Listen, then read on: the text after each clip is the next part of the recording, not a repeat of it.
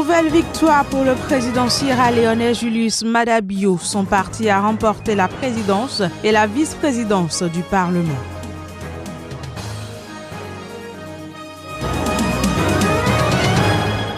Acte d'insécurité dans le nord du Burkina Faso. Des hommes armés non identifiés ont tué 3 personnes par balle à Niafo.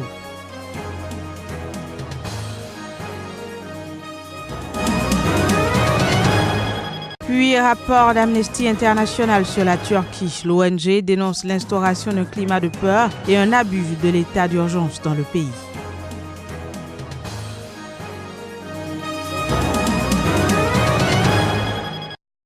Nouvelle session de l'information sur Sika TV. Bienvenue à toutes et à tous. Je l'annonçais en titre, en Sierra Leone, le parti du président Julius Maada Bio a remporté la présidence et la vice-présidence du Parlement malgré les protestations des députés de l'ex-parti au pouvoir qui dispose d'une majorité relative à l'Assemblée. Le vote s'est déroulé en l'absence de 16 des 68 députés de l'APC et 2 du SLPP, le parti au pouvoir, en raison de contestation de leur élection. On fait le point dans cet élément. Le SLPP, la formation politique du président sierra-léonais Julius Maada Bio, a remporté mercredi la présidence et la vice-présidence du Parlement, malgré la majorité relative de l'APC, l'ex-parti au pouvoir. L'élection du président et du vice-président de l'Assemblée s'est tenue en l'absence de l'ensemble des députés de l'APC et de 2 du SLPP. Et pour cause, la police est intervenue pour sortir de l'hémicycle des députés de l'APC qui protestaient contre l'interdiction de siéger de 16 des leurs. En raison de contestation de leur élection, la justice a interdit cette semaine à 16 des 68 députés de l'APC, l'ex-parti au pouvoir, et 2 du SLPP, l'actuel parti au pouvoir, de siéger au Parlement tant qu'elle ne se serait pas prononcée sur le contentieux électoral. L'APC a dénoncé cette mesure de la justice, y voyant une tentative d'empêcher 7 députés de voter afin d'imposer au pays un président du Parlement issu du parti au pouvoir. Le député Kandé Youmkela, chef du parti arrivé 3e de l'élection présidentielle le 7 mars dernier avec 6,9% des voix, a déploré l'intervention de la police, soulignant que 48% des parlementaires n'avaient pu participer au vote. Rendons-nous à présent au Burkina Faso où 3 personnes, dont un chef traditionnel, ont été tuées mardi soir par balle à Niafo, dans le nord du pays. Il faut dire que cette région est en proie à de fréquentes attaques djihadistes. Le récit des faits dans cet élément.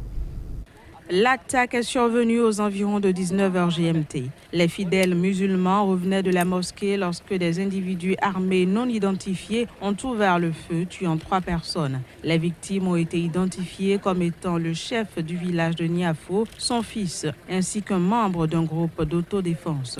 Un témoin a affirmé qu'une autre personne a été grièvement blessée au cours de cette attaque. Selon une source sécuritaire, des éléments du groupement antiterroriste ont entrepris un large ratissage dans la commune de Arbinda, à laquelle est rattaché le village de Niafo. Mardi, le tribunal de Djibo, dans le nord burkinabé, a fermé jusqu'à nouvel ordre pour raison de sécurité. La région du nord du Burkina Faso, frontalière du Mali et du Niger, est le théâtre d'attaques djihadistes régulières depuis le premier trimestre 2015. Selon un bilan officiel, 133 personnes ont été tuées au cours de 80 attaques. Sous-équipées, les forces de sécurité du pays ont du mal à enrayer les attaques dans cette région du Sahel burkinabé. Fin février, une vingtaine de policiers du commissariat de Déouf, une ville située près de la frontière du Mali, avaient abandonné leur poste pendant 24 heures pour protester contre leur manque de moyens face aux attaques. Au Niger, le fossé se creuse davantage entre scolaires et gouvernement. Chacun campe sur sa position. Le gouvernement annonce le paiement des bourses et allocations ainsi que la date des examens de fin d'année. Pendant ce temps, l'Union des scolaires nigériens maintient son mot d'ordre de boycott des activités académiques ainsi que les examens et concours. Le point avec notre correspondant au Niger, Abdul Karim Mahamadou. Dans un point de presse conjointement donné, les ministres des enseignements supérieurs et celui des enseignements professionnels ont déploré la situation qui prévaut dans le secteur de l'éducation. Celui des enseignements supérieurs a indiqué que le gouvernement a fait de gros efforts en payant les bourses. Le gouvernement a décidé d'assurer régulièrement le paiement des bourses, des allocations. À l'heure où je vous parle, le comptable de l'ANAB est en train de payer à Maradi. Ce qui fait que nous sommes déterminés à jouer notre partition et nous demandons à tous les acteurs de faire autant pour qu'ensemble, nous conjuguions nos efforts pour sauver l'école nigérienne. En réaction, le comité directeur de l'Union des scolaires nigériens demande le paiement des bourses. Jusqu'à ce mois d'avril, aucun étudiant nigérien n'a reçu la bourse du premier trimestre qui devait être échue en janvier dernier. Personne, aucun étudiant nigérien à l'extérieur n'a touché la bourse du premier trimestre. Les étudiants de l'université des Anders, aucun étudiant n'a eu sa bourse du premier trimestre.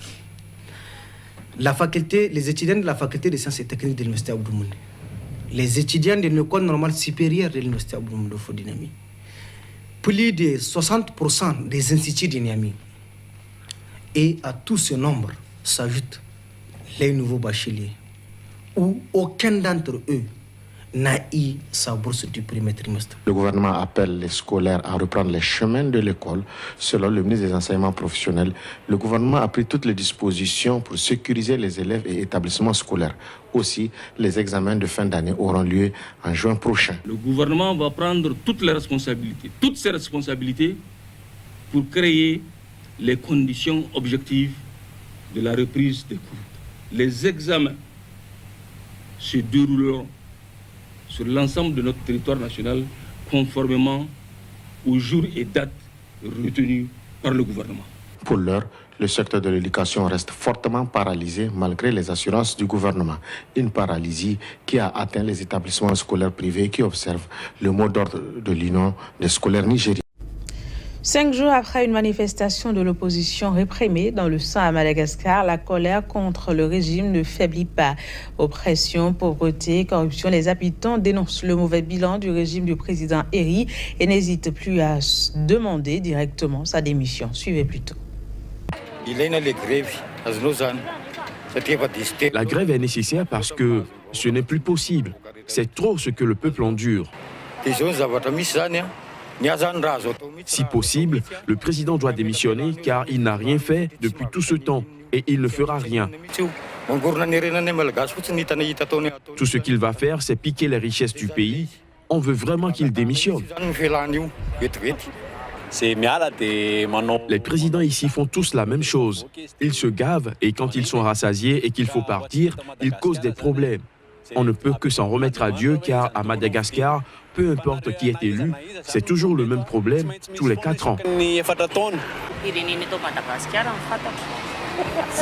Selon moi, il faut que le président démissionne à cause du bain de sang de samedi. Le peuple ne veut plus de lui. Les gens sont de plus en plus pauvres. Les 22 millions de Malgaches souffrent. Au Sénégal, le procès de l'imam salafiste Alioune Ndoa se poursuit. On l'accuse avec 28 autres personnes d'avoir voulu créer un réseau djihadiste dans le pays. Depuis 2 semaines, l'imam, qui n'a cessé de clamer son innocence, comparaît devant les juges à Dakar. Tchèque Berthet, notre correspondant à Dakar, est descendu dans son fief à Kaolack, où son frère et son fils tentent de perpétuer l'œuvre d'initiation au Coran de ses élèves. Voici son reportage. Au Dara de l'imam Dao, la vie continue après son incarcération. Désormais, c'est Abdoulaye Dao, son jeune frère, qui dirige la prière dans la mosquée. C'est vendredi, les fidèles sont venus nombreux écouter son prêche, inspiré de l'actualité du procès de son frère, accusé d'apologie du terrorisme. Dans les salles de classe, c'est Moustapha Dao, le fils aîné de l'imam, qui enseigne désormais le Coran chaque matin et soir, comme ici avec ses groupes d'enfants. Plus de 500 élèves sont inscrits dans l'établissement, mais les conditions de vie sont précaires, les bâtiments sont délabrés et simplement un seul puits d'eau alimente le Dara. Chaque élève doit payer par mois 21 000 francs. À 500 mètres de là, vivent une centaine de familles dans la même précarité. Depuis 15 ans, avec toute sa famille, Adama habite dans cette petite cour. Comme tous ses voisins, il a bénéficié des terrains vierges donnés par l'imam Dao pour construire sa maison. Dans les quartiers de Gan, Alassane à Kaolack, le procès de l'imam est sur toutes les lèvres Son arrestation il y a 2 ans a été un coup dur pour son entourage. Mais les autorités sénégalaises soupçonnent que son Dara et son champ soient devenus des foyers potentiels de formation des terroristes. Hors de l'Afrique, Amnesty International a publié jeudi un rapport sur la Turquie. Dans ce document, l'organisation non gouvernementale dénonce ce qu'elle qualifie de climat de peur glaçant instauré dans ce pays après le putsch manqué de juillet 2016. Elle dénonce également un abus de l'état d'urgence en Turquie. Dans un récent rapport, Amnesty International accuse les autorités turques d'avoir imposé un climat de peur glaçant après le putsch manqué de 2016, en se prenant notamment aux défenseurs des droits de l'homme. L'organisation non gouvernementale estime que plus de 1300 associations et 180 médias ont été fermés. Toujours d'après Amnesty, un climat de peur glaçant se propage dans la société turque alors que le gouvernement continue d'utiliser l'état d'urgence pour réduire l'espace réservé aux opinions dissidentes ou alternatives. Ce à quoi nous assistons en Turquie est le démantèlement délibéré de la société civile et l'abus de l'état d'urgence pour atteindre ses objectifs. Dans la pratique, les activités quotidiennes des organisations de défense des droits de l'homme et des organisations de la société civile sont interdites en Turquie en vertu de l'état d'urgence. Les gens ne peuvent pas communiquer à l'extérieur, ils ne peuvent pas faire de recherche dehors, et cela signifie que le travail des ONG en Turquie est de facto interdit. L'état d'urgence a été instauré en juillet 2016 en Turquie et a été sans cesse renouvelé depuis. Le rapport d'Amnesty International présente de nombreux cas de répression dans le pays. Parmi eux, celui du président d'Amnesty en Turquie, détenu depuis juin 2017, ou du philanthrope Osman Kavala, détenu depuis octobre dernier. Ils sont tous deux accusés de lien avec le putsch manqué. Puis des centaines de personnes ont manifesté devant une prison au Nicaragua. Le but de ce rassemblement est d'exiger la libération d'étudiants arrêtés au cours des manifestations contre le gouvernement et des heurts qui ont fait 34 morts. Les images. L'accalmie a été de courte durée. Après un calme relatif mercredi dans l'attente d'un dialogue national sous l'égide de l'Église, les manifestations ont repris de plus belle. Mais cette fois-ci, c'est devant une prison que se tient le mouvement de protestation dont le but est de revendiquer la libération des étudiants arrêtés par la police lors des manifestations et heurts qui ont fait 34 morts au cours des 6 derniers jours au Nicaragua. L'université centra-américaine et un groupe d'étudiants ont appelé à manifester vers la prison pour exiger la libération de prisonniers politiques. On se sent assiégés, marginalisés parce qu'ils ont bafoué notre constitution. La vague de colère a été déclenchée par des étudiants contestant une réforme des retraites qui augmentait les cotisations et réduisait le montant des pensions. Elle s'est rapidement propagée à l'ensemble de la population qui a continué à défiler malgré l'abandon de la réforme dimanche dernier. En toile de fond, un mécontentement général face aux dures conditions de vie et à la confiscation du pouvoir par Daniel Ortega à la tête du pays de 1979 à 1990 et revenu en 2007. Des centaines de personnes se sont réunies pour une veillée dans les rues de Managua, la capitale du Nicaragua, pour soutenir les manifestations contre le pouvoir en place. Voilà la fin de ce journal. Merci de l'avoir suivi. À très bientôt.